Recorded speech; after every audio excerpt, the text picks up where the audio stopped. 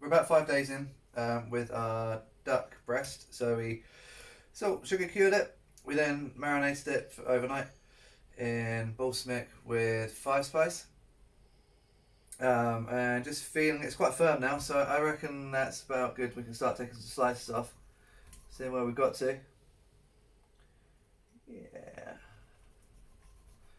I mean, you can buy this stuff everywhere in France. I say you can buy cured duck breast, but you're not going to get the same thing.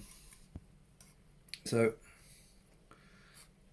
yeah, like nice pink colour. You still want it to be pink. Um, Salt, sugar, cure, marinade. Something appropriate. Balsamic, five spice. It's quite classic for duck. And then 5 days later, we've been dehydrating it in our homemade box. Um, the video for that is also on our channel. And at this point, we've now got this like just duck breast with like a heightened flavour from that curing, the marinade, and the air drying. Oh, I can't tell you how good that is. Give it a go. Curing. It's easy. Just follow the steps. Good luck.